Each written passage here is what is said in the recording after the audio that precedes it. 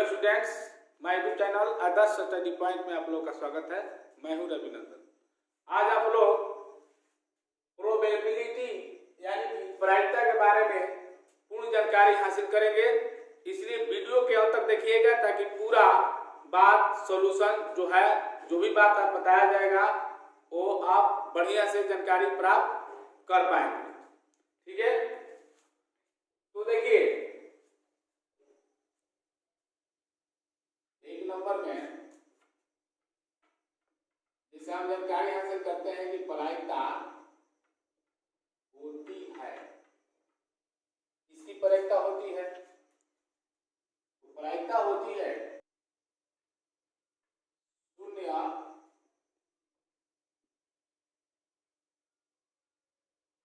से बड़ी या 0 के बराबर तथा 1 से छोटी और 1 के बराबर हो तो उस घटना की प्रायिकता होती है। ठीक है, जैसे मान लीजिए कि 0 है, 0 की प्रायिकता होगी, 0.1 रहेगा तो प्रायिकता होगा, 1/2 रहेगा प्रायिकता होगा, 0.9 हो गया तो प्रायिकता होगा, 3/4 रहेगा तो प्रायिकता होगा क्योंकि 1 से कम है। ठीक है, यहाँ से क्या कर रहा है, 1 से छोटी और 1 के बराबर हो सकता है, 1 रहेगा तो प्रायिकता होगा, मान लीजिए 25% है तो प्रायिकता होगा क्योंकि 25 बटा क्या हो जाएगा 100 इत्यादि। ठीक है, 2 नंबर में मान लीजिए कि कह रहा है कि प्रायिकता किसका नहीं होता है, प्रायिकता नहीं होती है।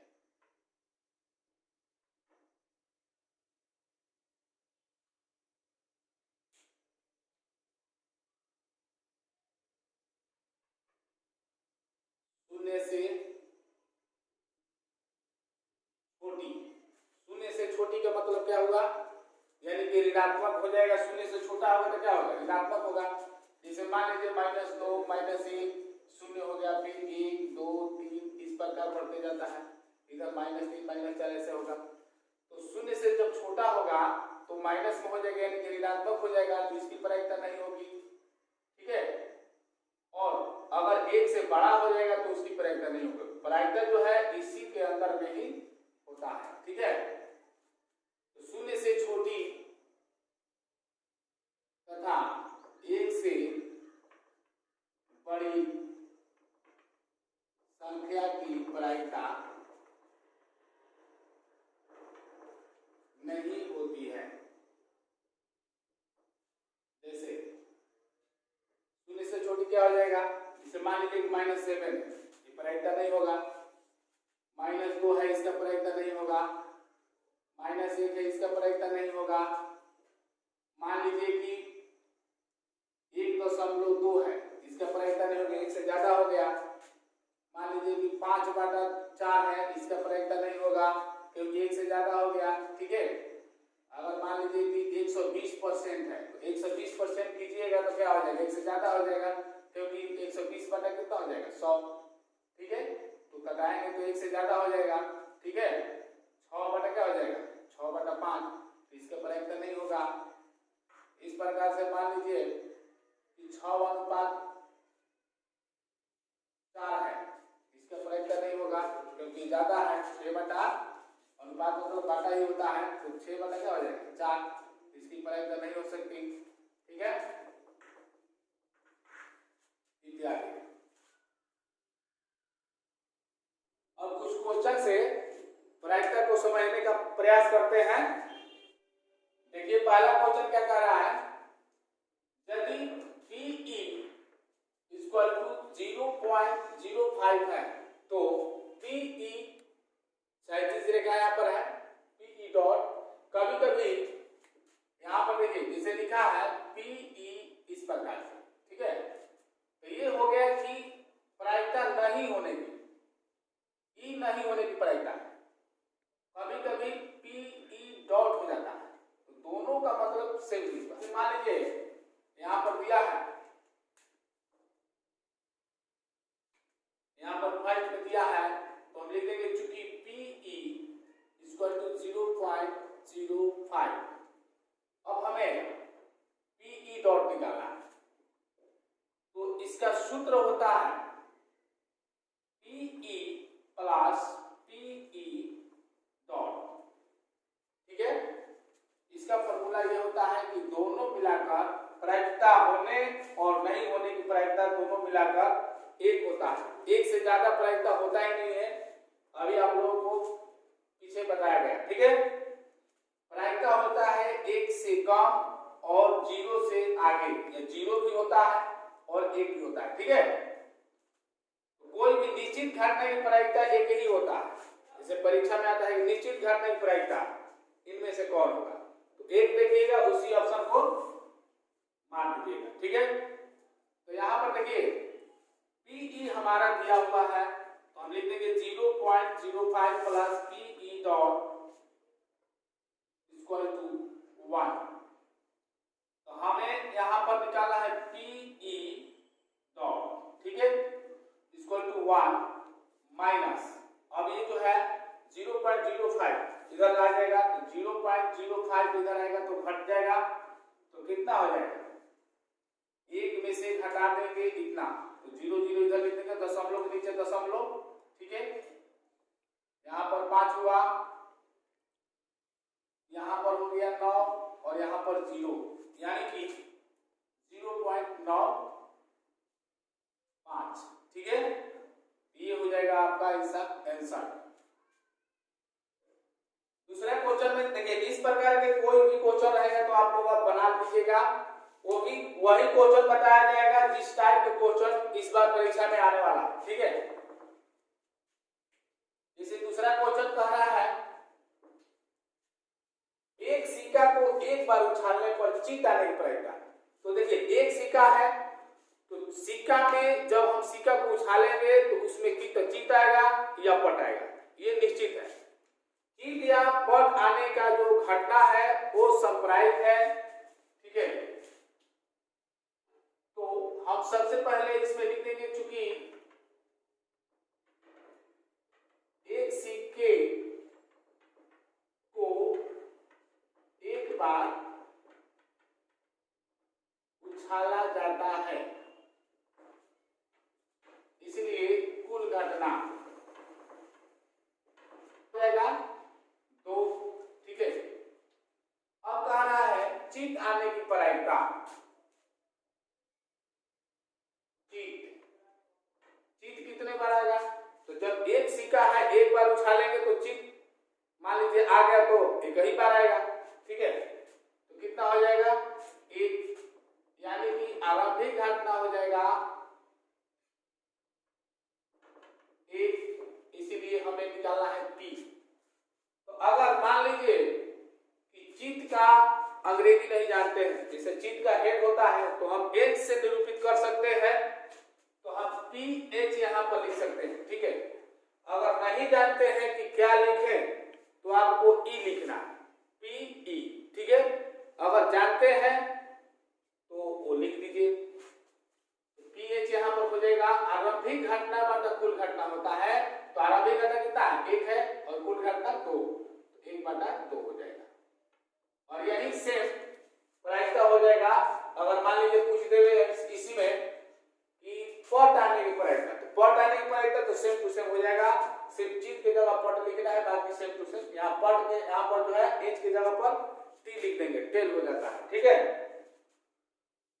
तो आगे तीसरा क्वेश्चन देखिए, कि 2 सिक्का को एक बार उछालने पर कम से कम 2 पट आने की प्रायिकता क्या है। अगर हम 2 सिक्का को एक बार उछालेंगे या एक सिक्का को 2 बार उछालेंगे तो उसका जो कुल घटना संप्राय जो घटना होता है वो बराबर ही होता है। ठीक है, हम सबसे पहले लिख देंगे चूंकि 2 सिक्के को एक बार उछाला जाता है इसलिए संप्रायिक परिणाम क्या आएगा? सिक्का में हेड टेल होता है तो मान लीजिए 2 सिक्का को उछाला गया है तो क्या होगा? मान लीजिए पहला बार हम फेंके 2 सिक्का, एक ही बार उछाला गया है लेकिन क्या आएगा क्या नहीं आएगा ये तो गारंटी नहीं है, लेकिन मान लीजिए कि हमने उछाला तो दोनों में टेल आ गया, अगली बार उछाला तो दोनों में हेड आ गया, ये तो गारंटी नहीं है। कभी मान लीजिए कि शुरू में टेल आया दूसरा में हेड आ गया, पहला में हेड आया दूसरा में टेल आ गया, तो इस प्रकार से कितना घटना ये आ सकता है। तो संप्रायिक घटना जो है कितना हो जाएगा, यानी कि कुल घटना कितना हो गया, कितना है 1 2 3 4 हो जाएगा। फिर कह रहा है कम से कम 2 पट आने की प्रयत्न। तो देखिए कम से कम जब कहेगा तो कम से कम मान लीजिए 2 पट, तो 2 पट कह रहा है यानी कि कम से कम 2 टेल ये हो गया। ठीक है, अब तो कोई है नहीं कम से कम 2 टेल, क्योंकि अगर मान लीजिए कि कम से कम 1 टेल कहता तो ये भी हो जाता, ये भी हो जाता और ये भी हो जाता, क्योंकि कम से कम 1 टेल अधिक से अधिक कितना भी हो जाएगा, तो कम से कम ये 1 टेल चाहिए, कम से कम 1 टेल चाहिए, तो ये भी हो जाता ये भी हो जाता, तो उस अवस्था में ये भी हो जाता, क्योंकि कम से कम जब कह रहा है तो अधिक से अधिक ज्यादा हम कितना भी आ जाए तो हम ले सकते हैं। जैसे मान लीजिए कोई आदमी किसी से पैसा मांगता है तो कहता है कि भाई कम से कम 10 रुपया दे देना, तो 10 रुपया देगा, यानी अधिक से अधिक अगर 15 रुपया दे देता है तो आदमी ले लेगा।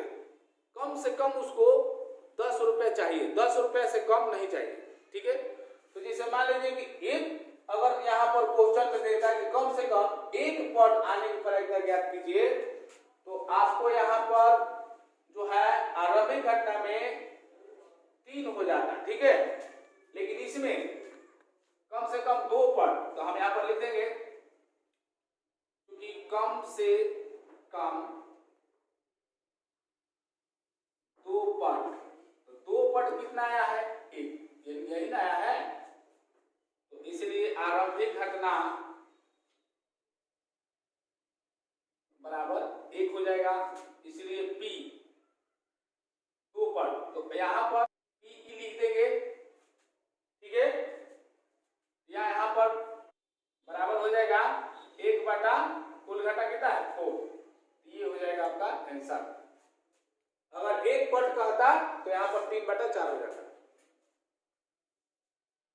आगे देखिए, अगर मान लीजिए कि इसमें कहे कि अधिक से अधिक 2 पट आने की प्रक्रिया, अब इसी क्वेश्चन में बात बताए थे आप लोगों को, जैसे मान लीजिए कहते हैं कि अधिक से अधिक 2 पट आने की प्रक्रिया, तो अधिक से अधिक 2 पट यानी कि 2 से ज्यादा नहीं होना चाहिए, भले 2 से कम हो जाए और ठीक है। तो अधिक से अधिक जब कहेगा तो कुल घटना यहाँ तो इतना ही लिखेंगे और यहाँ लिखेंगे चूंकि अधिक से अधिक 2 पट, तो अधिक से अधिक 2 पट का संप्रायिक परिणाम कितना हो जाएगा, तो देखिए अधिक से अधिक 2 पट टी तो होगा ही, अब यहाँ पर देखिए TH भी हो जाएगा और HD भी हो जाएगा, क्योंकि अधिक से अधिक कह रहा है तो उसमें हम कम से कम जो भी है जितना है वो ले लेंगे, लेकिन 2 से अधिक नहीं लेंगे। ठीक है, तो इस प्रकार से इसमें आरंभिक घटना हो जाएगा, आरंभिक घटना आपका हो जाएगा 3, तो PE कितना हो जाएगा 3 बटा 4। अगर अधिक से अधिक कहते 2 पट तो 3/4 अगर कम से कम एक पट कहेगा तो भी 3/4 हो जाएगा। उम्मीद करता हूं कि आप लोग समझ गए होंगे। आगे क्वेश्चन देखिए, कह रहा है कि 3 सिक्का को एक बार उछालने पर अधिक से अधिक 2 चित आने की पड़ेगा। अब यहाँ पर अधिक से अधिक 2 चित कह रहा है, तो देखिए ध्यान दीजिए कैसे बनेगा। क्योंकि 3 सिक्के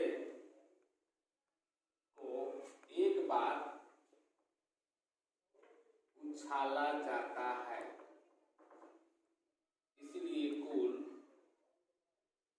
सांप्रायिक परिणाम। सबसे पहले जब तो हम सबसे पहले इसे देखिए, ध्यान से देखिएगा किस प्रकार कुल सांप्रायिक परिणाम लिख रहे हैं।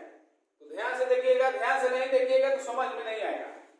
तो सबसे पहले हम 2 सिक्का को, जैसे मान लीजिए कि एक बार उछाला जाता है तो उसका परिणाम क्या होगा उसको हम लिख लेते हैं। तो मान लीजिए कि 2 हेड आया, शुरू में हम जगह छोड़ रहे हैं लिखने के लिए, ठीक है। दोनों में टेल आ गया, एक बार हेड हुआ एक बार टेल हुआ, अगला बार में एक बार टेल हुआ एक बार हेड हुआ, ठीक है। यही इसी को फिर दोबारा हम लिख देते हैं क्योंकि 3 बार उछालना है, ठीक है। अब देखिए शुरू वाला में हम क्या करेंगे कि हेड हेड को लगा देते हैं, इसमें टेल टेल लगा देते हैं। अब ये आपका कुल सांप्रायिक परिणाम निकल कर आ गया, इसलिए लिखेंगे कुल घटना बराबर कितना हो जाएगा 8 है। 1 2 3 4 5 6 7, 1 2 3 4 5 6 7 8 है, ठीक है। अब यहाँ पर देखिए कह रहे हैं कि एक बार उछालने पर अधिक से अधिक 2 चित आने की प्रायिकता ज्ञात करना है। 2 चित का मतलब कि अधिक से अधिक 2 होना चाहिए, 2 से ज्यादा नहीं होना चाहिए, लेकिन कम से कम कितना भी चले। देखिए क्वेश्चन 5वां, एक पासे को एक बार फेंका जाता है, निम्नलिखित प्राप्त करने की प्रायिकता ज्ञात कीजिए। परीक्षा में कैसे आएगा, इस प्रकार से नहीं। परीक्षा में आएगा कि एक पासे को एक बार फेंका जाता है तो एक अभाज्य संख्या आने की प्रायिकता ज्ञात कीजिए। 2 अंक में जरूर आएगा, ठीक है। कभी पूछ देगा कि एक विषम संख्या आने की प्रायिकता ज्ञात कीजिए, कभी भाज्य संख्या आने की प्रायिकता ज्ञात कीजिए, कभी 2 और 5 के बीच स्थित कोई संख्या आने की प्रायिकता ज्ञात कीजिए। तो आपको करना क्या है, सबसे पहले तो क्वेश्चन नंबर अंकित करेंगे हम चौथाई में और लिखेंगे चूंकि एक पासे को एक बार, देखिए यहां पर एक बार एक फेंका जाता है, लिखा है एक बार होना चाहिए, एक बार फेंका जाता है।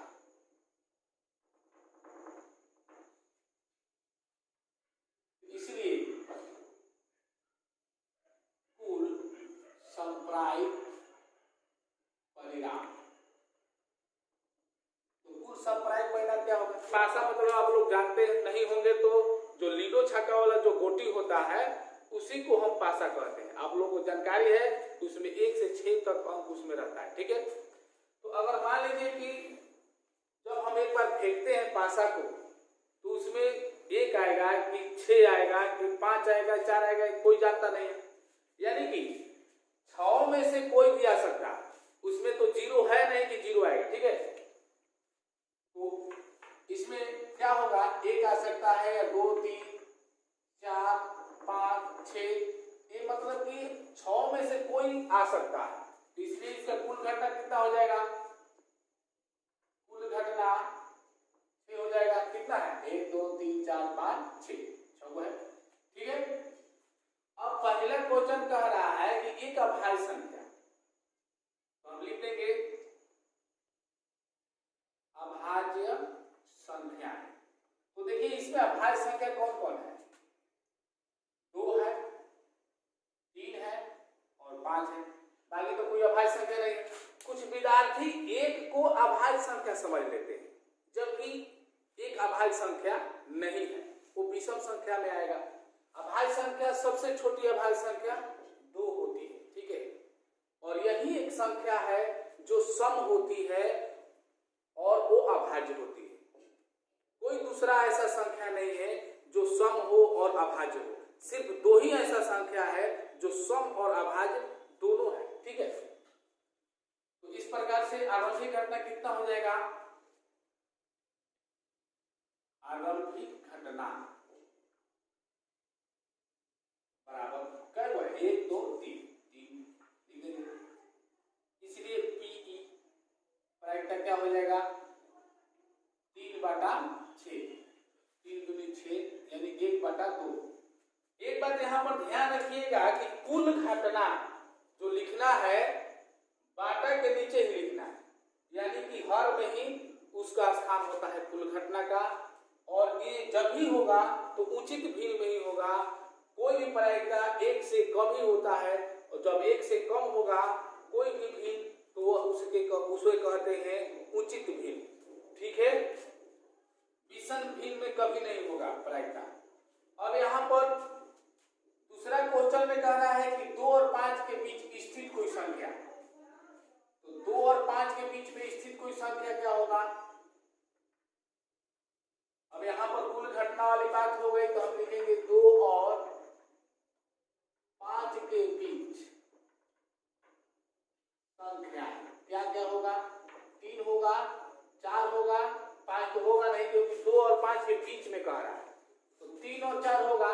तो इसलिए आरंभिक घटना कितना हो जाएगा? 2।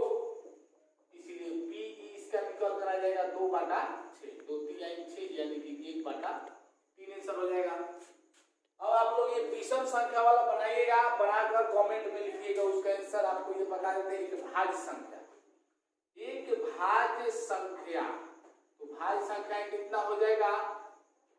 देखिए भाज्य संख्या कौन है इसमें? 2 भाज्य संख्या है नहीं, 4 है, क्योंकि 4 ना 2 से कटेगा, ये तो अपने आप से कटेगा, ये भी अपने आप से कटेगा। जब ये भाज्य संख्या आप मानेंगे तो इसको भी आप भाज्य संख्या मानना पड़ेगा। तो भाज्य संख्या क्या है? 4 है और एक 6 है, तो हम 4 6 लिख देंगे। कुछ विद्यार्थी 2 4 6 लिख देते हैं, तो वही गलती कर देते हैं। इसी गलती को दूर करने के लिए मैं ये बता रहा हूं कि आप लोगों का ये गलती ना हो, और आज आप पूरा कंफर्म हो जाएंगे प्रायिकता से। आरंभिक घटना बराबर कितना हो जाएगा? 2, इसलिए पीई बराबर 2/6 भी कटेगा तो हो जाएगा 1/3। ये हो गया आंसर। अब ये हो गया कि एक पासा को फेंका जाता है। अगर मान लीजिए ये समझ गए होंगे तो मैं मिटा देता हूं।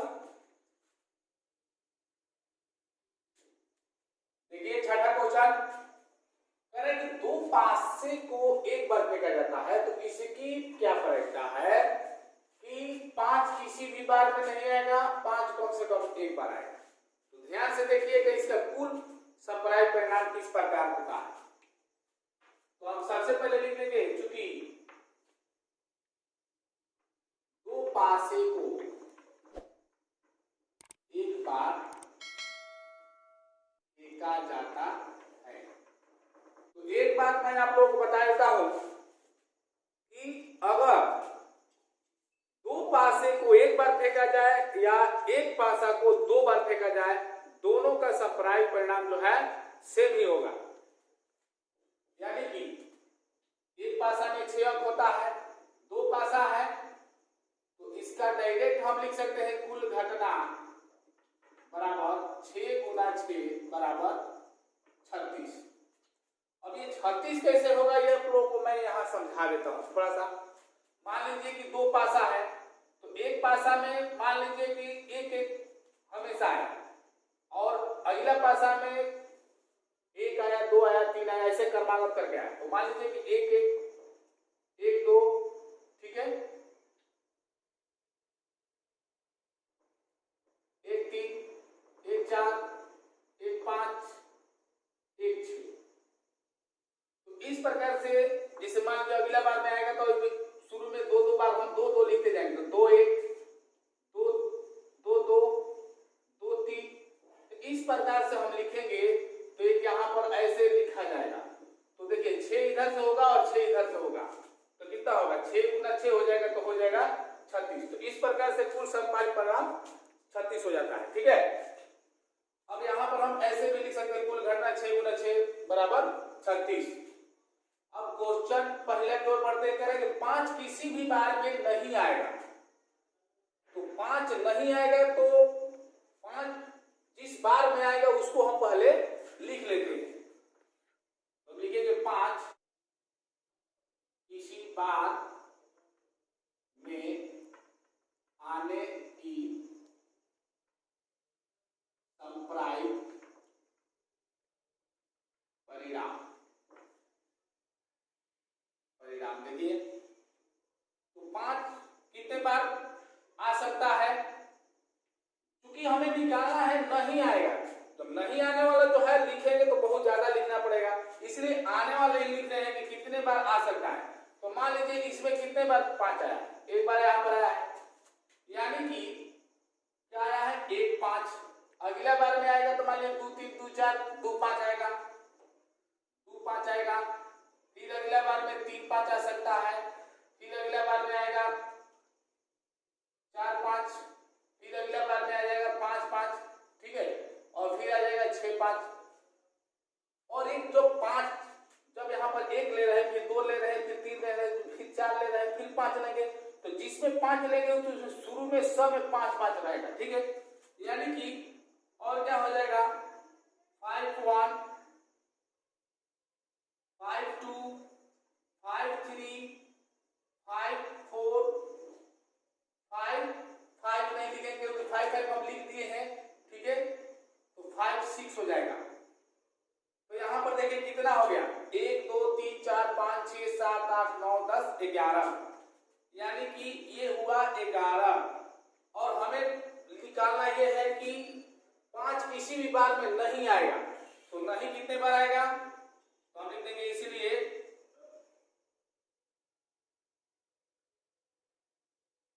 संप्रायिक परिणाम बराबर कितना हो जाएगा, कुल कितना है 36, 36 में से 11 घट जाएगा तो जितना आएगा कितना आ जाएगा 25, यानी कि 25 बार में जो 5 है वो नहीं आएगा, बाकी बार में आएगा, जो आएगा वो हम लिख दें यहाँ पर, बाकी जो है उसमें नहीं आएगा, यानी कि 25 बार ऐसा है जिसमें 5 नहीं आएगा। ठीक है, इसीलिए प्रायिकता क्या हो जाएगा हमारा,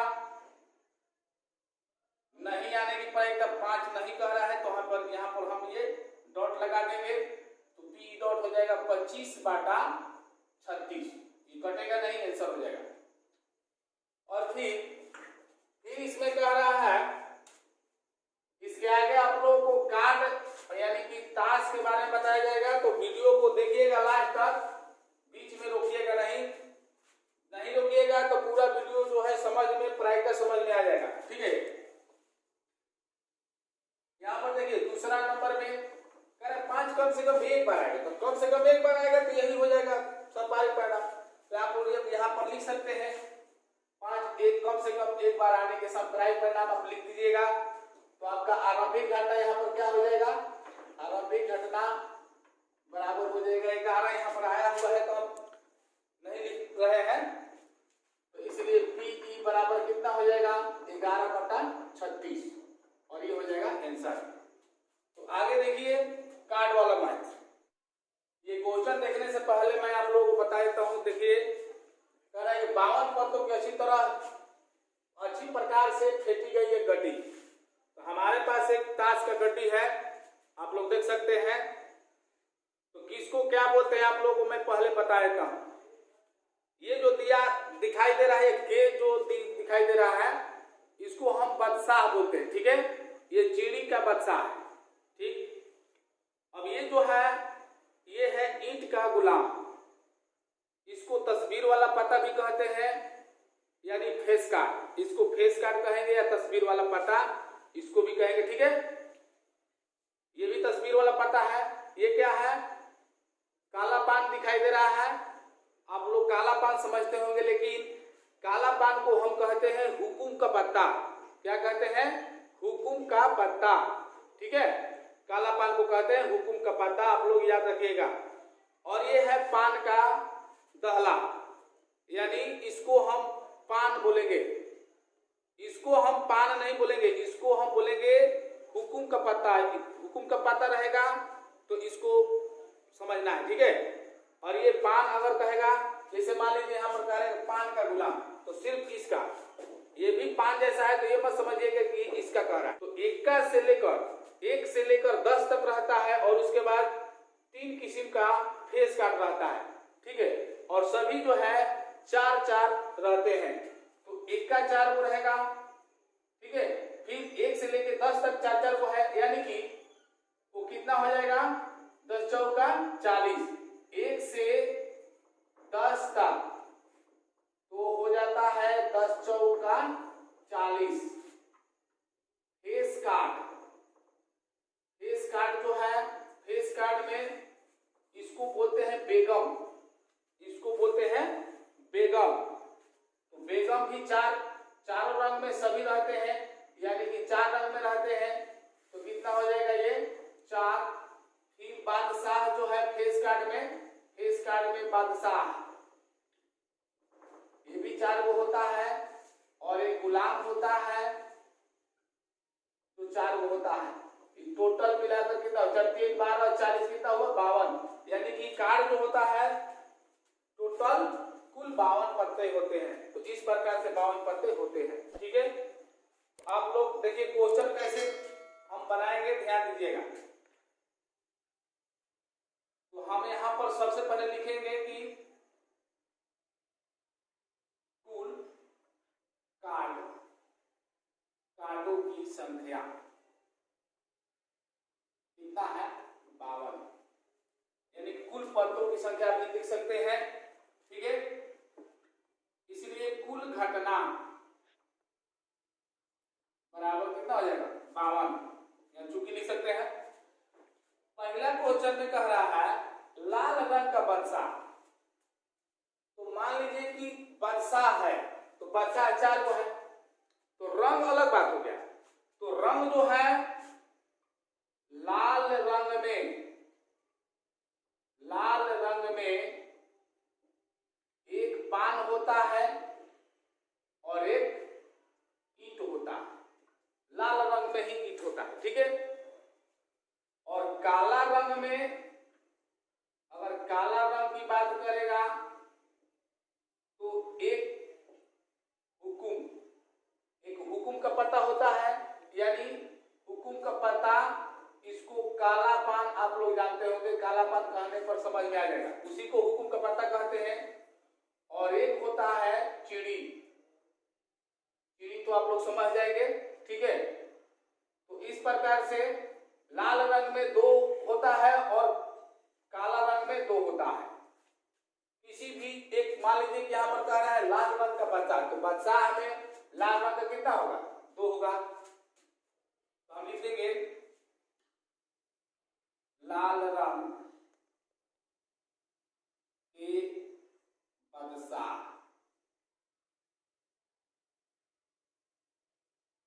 कितना हो जाएगा 2।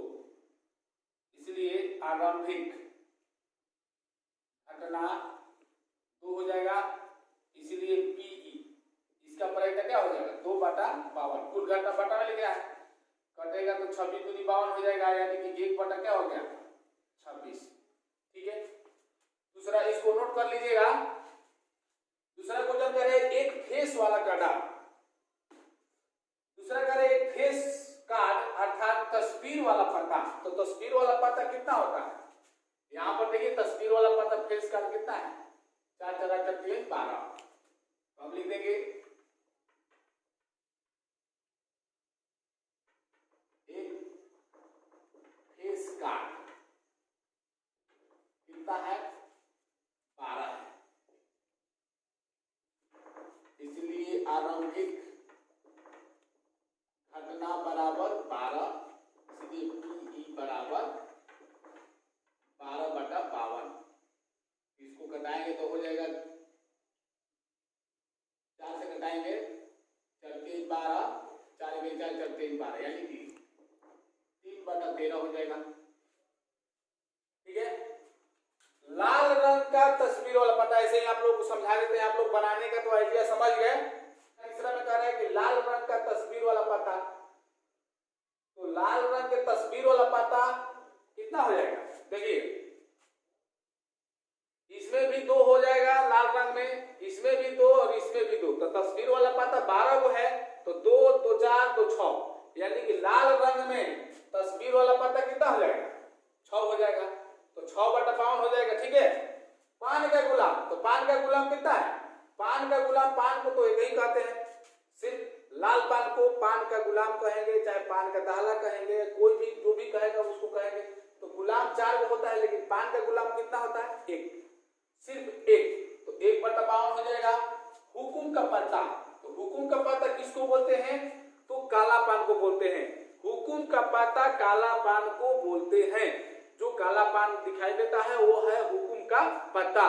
तो कितना होगा हुकुम का पत्ता? तो 4 रंग में है, तो 52 है टोटल, तो 13 से भाग करेंगे तो 13 चौका 52 हो जाएगा, यानी कि काला पान 13 को कार्ड होता है। ठीक है, टोटल रंग में 13 को कार्ड होता है, यानी कि हुकुम का पत्ता 13 हो जाएगा, यानी कि इसमें हो जाएगा 13/52। तो आप 13 चौका 52 कटा देंगे, 1/4 इसका आंसर हो जाएगा।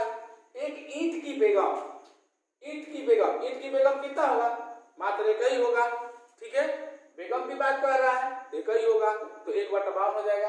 ठीक है, तो कुछ और क्वेश्चन देखते हैं जो बहुत ही इंपॉर्टेंट है, जो इस बार परीक्षा में आ सकता है। ठीक है, देखिए ये क्वेश्चन करेंगे, एक थैले में 5 लाल गेंद और कुछ नीली गेंदें हैं, कुछ नीली गेंदें हैं। यदि इस थैले में से नीली गेंद निकालने की प्रायिकता लाल गेंद निकालने की प्रायिकता की दुगनी है, तो थैले में नीली गेंदों की संख्या ज्ञात कीजिए। नीली गेंदों की संख्या ज्ञात करना है, कितना है। ठीक है,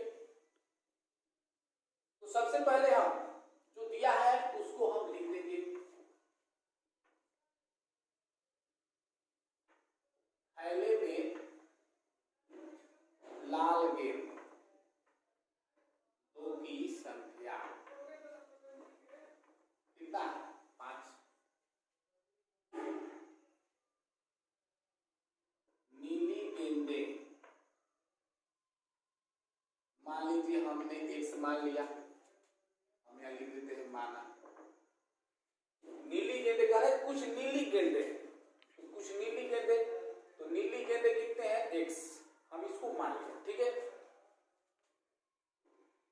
तो थैले में कुल गेंदों की संख्या, ये बहुत ही विवेक क्वेश्चन है, परीक्षा में आ सकता है, ध्यान से देखिएगा। तो कुल गेंदों की संख्या कितना हो जाएगा? देखिए 5 है और ये प्लस x, टोटल गेंद हो गया, यानी कि इसलिए कुल घटना 5 प्लस x। ठीक, अब इसलिए प्रश्न से कह रहा है कि इस थैले में से नीली गेंद निकालने की प्रायिकता लाल गेंद निकालने की प्रायिकता की दुगनी है, तो हम दोनों का प्रायिकता हम लिख लेते हैं। ठीक है, तो नीली गेंद निकालने की प्रायिकता पहले क्या होगा? तो नीली गेंदें कितना है? x, तो हम लिख सकते हैं x बटा आरंभिक घटना बटा कुल घटना होता है, तो नीली गेंदें कितना है? x, x बटा क्या हो जाएगा? कुल घटना, यानी 5 प्लस x, हम लिख सकते हैं 5 प्लस x बराबर लाल गेंद, तो लाल गेंद कितना है? 5, तो 5 बटा क्या हो जाएगा? 5 प्लस x।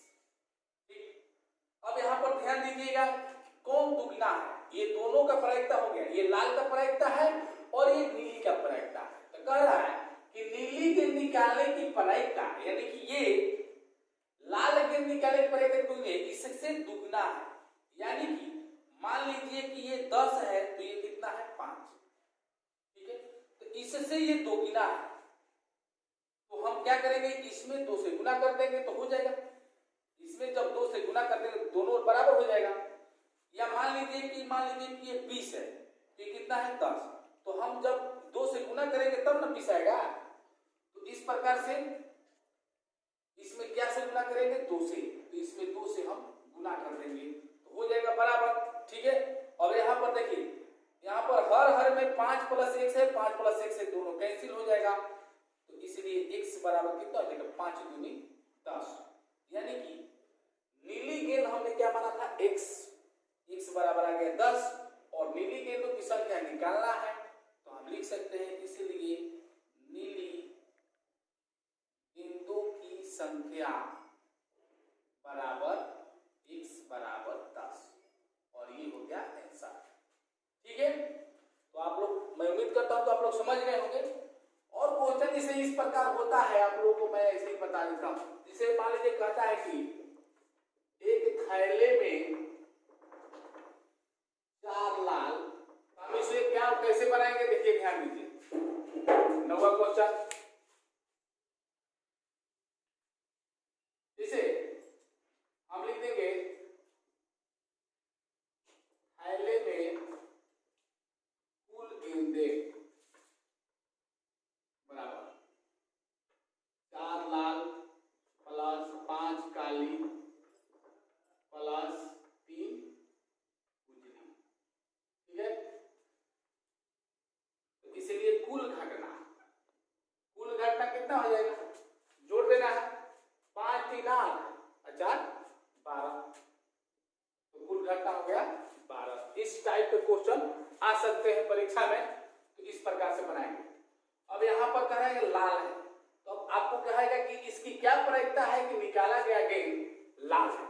यादृच्छिक छाया का मतलब क्या होता है, बिना देखे, बिना थैला में झांके हुए हम एक गेंद को निकाल लेते हैं। तो हम निकालेंगे तो ये पता नहीं है ना कि कौन सा गेंद निकलेगा, किस रंग का गेंद निकलेगा। हो सकता है कि जो ज्यादा गेंद हो वो निकल जाए, लेकिन इसका गारंटी कोई नहीं दे सकता है कि कौन गेंद निकाल सकता है। ठीक है, तो इसलिए कुल घटना यहाँ पर क्या हो जाएगा 12 यहाँ पर हो गया। लाल गेंद निकालने की प्रायिकता कह रहा है तो हम लिख देंगे लाल गेंदे कितना है, 4 लाल है, यानी कि 4 हो गया। तो इसलिए आरंभिक घटना कितना हो जाएगा 4, इसलिए PE। अब आप लाल गेंद निकालने की प्रायिकता जानते हैं, तो लाल का अंग्रेजी जानते हैं रेड होता है, तो हम यहाँ पर E के जगह पर क्या लिख सकते हैं R, तो PR बराबर हो जाएगा 4/12, 4×3=12, यानी कि 1 हो गया 3। ये सब हो गया। दूसरा नंबर में कहेगा लाल नहीं है, तो हम लिखेंगे लाल नहीं है, इसका मतलब जो गेंद निकाला है लाल नहीं है, मतलब क्या है, इसका मतलब कि वह गेंद काली या उजली है, काली या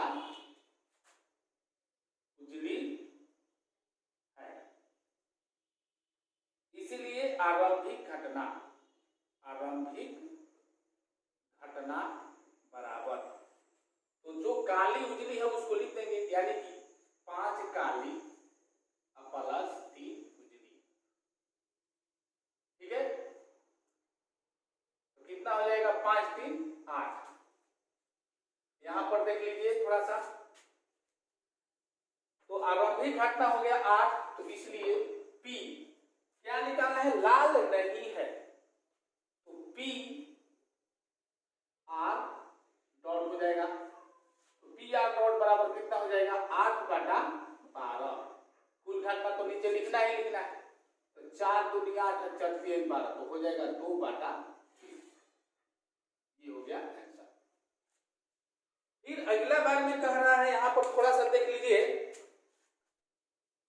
कह रहा है कि नीली है, तो 3 नंबर में कह रहे हैं, यहां पर दिखा देते हैं नीली है, नीली गेंदे बराबर। अब देखिए इसमें लाल काली उजली, नीली तो है ये नहीं है, तो थैला में नीली है ये नहीं है, तो आरंभिक घटना क्या हो जाएगा, नीली गेंदे कितना है 0, उसमें है ये नहीं, तो इसीलिए आरंभिक घटना क्या हो जाएगा 0 हो जाएगा। इसीलिए ब्लू मतलब नीला होता है, तो PB कितना हो जाएगा 0 0/12 यानी कि क्या हो जाएगा 0 आंसर हो जाएगा। और इस पर बहुत से अभी क्वेश्चन आ सकते हैं कि मान लीजिए कि इसकी क्या प्रायिकता है कि गेंद उजली है, उजली नहीं है, काली है, काली नहीं है, ठीक है। तो आप इतना से समझ गए होंगे किस प्रकार से ये मैथ बन रहा है। तो मैं उम्मीद करता हूं कि वीडियो आप लोगों को पसंद आया होगा, तो लाइक जरूर कीजिएगा। अभी चैनल को सब्सक्राइब नहीं किए होंगे तो कर लीजिएगा। अब अगले वीडियो मिलेंगे, तब तक के लिए जय हिंद, जय भारत।